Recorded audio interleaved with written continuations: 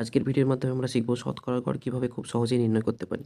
তো গড় নির্ণয় করার জন্য যেমন আমরা মোট তথ্য সমষ্টিকে আমরা তথ্য সংখ্যা দিয়ে ভাগ করি, সেই রকমই শতকরা গড় বের করতে গেলেও মোট যে তথ্যের যে সমষ্টি বা পার্সেন্টেজকে আমরা একসঙ্গে যোগ করার পর মোট তথ্য সংখ্যা দিয়ে আমরা ভাগ করে দিই। তাহলে যেটাই পাবো সেটাই হয় পার্সেন্টেজ শতকরা। তো পার্সেন্টেজ শতকরা হলো, যদি কোনো গ্রামে 200 জন মহিলা থাকে তার মধ্যে ধরে নিলাম আমরা 20% শিক্ষিত আছে এবং 500 জন পুরুষের মধ্যে 30% শিক্ষিত আছে। তাহলে ওভারঅল স্ত্রী এবং পুরুষ মিলিয়ে ওই গ্রামে কত পার্সেন্টেজ লোক শিক্ষিত আছে সেটাকেই বলা হয় শতকরা গড়। তো এই শতকরা গড় কীভাবে নির্ণয় করা হয় আমরা অঙ্কের মাধ্যমে শিখব। চলো দেরি না করে ভিডিও স্টার্ট করা যাক। তো ফার্স্ট অঙ্কে বলে দেওয়া আছে একটি স্কুলে ছেলে ও মেয়েদের অনুপাত বলে দিয়েছে 3:2। তার মধ্যে 20% ছেলে এবং 30% মেয়ে বৃত্তিধারী। তাহলে ঠিক কত শতাংশ বৃত্তিধারী নয় আমাদেরকে বের করতে দিয়েছে। তাহলে প্রথমে আমরা বৃত্তিধারী ছাত্র সংখ্যা, ওভারঅল বৃত্তিধারী ছাত্রদের সংখ্যা বের করে নেব। তারপরে সেখানে 100% আমরা টোটাল যদি ছেলে ও মেয়ে ধরি স্কুলে, তাহলে 100% থেকে বিয়োগ করে দিলে আমরা বৃত্তিধারী নয় কতটুকু পেয়ে যাব। তো এখানে বয় এবং গার্লের যে অনুপাত সেটা বলে দিয়েছে 3:2। তার মধ্যে 20% বয় বৃদ্ধি পায় এবং 30% গার্ল। যদি আমরা বের করি তাহলে হয়ে যাবে 3 × 20 মানে 60% বয় এবং 3 × 30% মানে 60% গার্ল। মানে ওভারঅল 120% বৃত্তি পরীক্ষা পায় এবং টোটাল যে কোয়ান্টিটি, সে মোট পরিসংখ্যা সেটা হচ্ছে 3 + 2 মানে 5। তাহলে এটাকে আমরা 5 দিয়ে ডিভাইড করে দেবো। তো ওভারঅল 24% ছেলে ও মেয়ে বৃত্তিধারী। তাহলে টোটাল যদি স্কুলে 100% ছেলে হয় তাহলে আমাদেরকে কত পার্সেন্ট নয় সেটা বের করে দিয়েছে। তাহলে এটাকে আমরা 100 থেকে বিয়োগ করে দেবো। তাহলে 100 থেকে যদি আমরা 24 বাদ দিই তাহলে অ্যান্সার হয়ে যাবে আমাদের 74%। প্রথম কারো অ্যান্সার হয়ে যাবে 74% ছেলে ও মেয়ে বৃত্তিধারী নয়। পরবর্তী কোশ্চেন বলে দিয়েছে একটি গ্রামের জনসংখ্যা 25,000, 1/5 মহিলা এবং বাকিরা পুরুষ। 5% পুরুষ এবং 40% মহিলা অশিক্ষিত। তাহলে মোট কত শতাংশ শিক্ষিত? শিক্ষিত বের করতে বলেছে। শিক্ষিত বের করার জন্য আমরা ডাইরেক্ট শিক্ষিত বের করতে পারি, কিংবা এর আগে যেভাবে করলাম আগে অশিক্ষিত বের করে নেব, তারপরে সেখান থেকে 100 থেকে বিয়োগ করে দেবো। তাহলে সেভাবেও আমরা শিক্ষিত বের করতে পারি। তো এটা আমরা ডাইরেক্ট বের করব। গড় বের করার জন্য কোনো রিয়াল ডাটার প্রয়োজন হয় না, আমাদের অনুপাত দরকার। তাহলে এটার কোনো প্রয়োজন হবে না। তাহলে ধরে নেব আমরা মেল এবং ফিমেলের যে অনুপাত সেটা আমাদেরকে বলে দেওয়া আছে। বলে দেওয়া আছে 1/5 মহিলা। যদি মেল হয় 4 জন তাহলে ফিমেল হচ্ছে 1 জন, 5 ভাগের 1 ভাগ। এবং বলে দেওয়া আছে 5% পুরুষ অশিক্ষিত, তাহলে শিক্ষিত বাকিগুলো শিক্ষিত। তার মানে 95% হচ্ছে শিক্ষিত পুরুষ এবং 40% মহিলা অশিক্ষিত। তাহলে বাকি যে 60% সেই 60% নিশ্চয়ই শিক্ষিত। তাহলে ওভারঅল যে শিক্ষিত, তাহলে এই দুটোকে আমরা গুণ করে দেবো। তার মানে হচ্ছে 60 × 1 মানে 60 প্লাস 95 × 4। যদি আমরা বের করি তাহলে হয়ে যাবে 4×5 = 20, 36, 37, 38।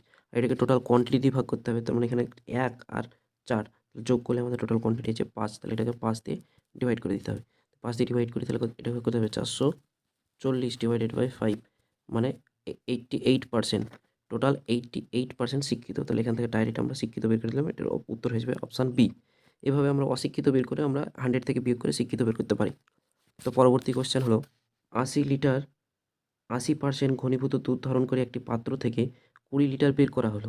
20 লিটার ঘনীভূত দুধ বের করে নেওয়ার পরে 40 লিটারের 40% ঘনীভূত দুধ আমাদের যোগ করা হলো। তাহলে ঘনীভূত দুধের পরিমাণ কত? আমাদের দুধের পরিমাণ বের করতে বলেছে।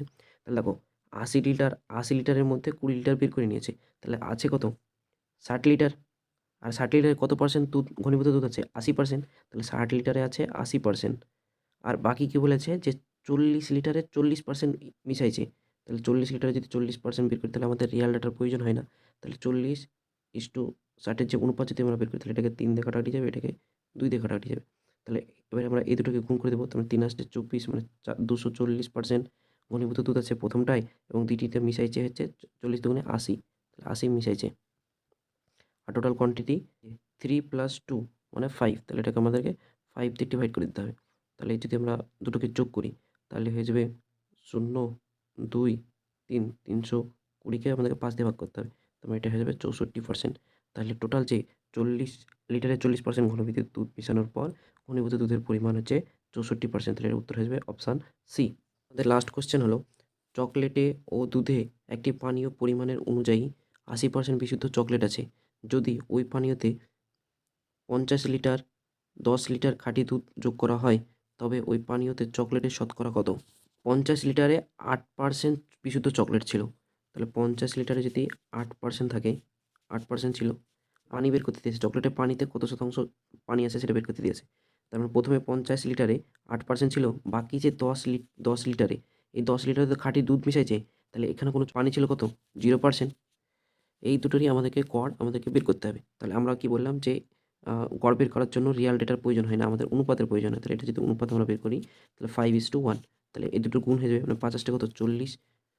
40% আমাদের পানি ছিল প্রথমটায়, আর দ্বিতীয় ক্ষেত্রে 0, আর 0% আছে, আর টোটাল ভাগ হবে কত? এখানে 5 আর একে 6, মানে 6 কোয়ান্টিটিতে ভাগ হবে, তাহলে এটা হয়ে যাবে 40/6।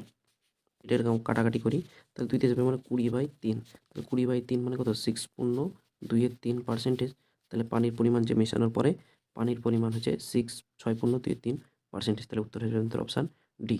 এইভাবে আমরা মিশ্রণের অঙ্ক, জল মেশানো কিংবা যে কোনো মিশ্রণের অঙ্ক শতকরা হিসাবে যদি দেওয়া থাকে, তাহলে তার আমরা গড় আমরা বের করতে পারি। তো আজকের ভিডিওতে এই পর্যন্তই, দেখা হচ্ছে নতুন ভিডিওতে। ততক্ষণ পর্যন্ত টেক কেয়ার, বাই বাই।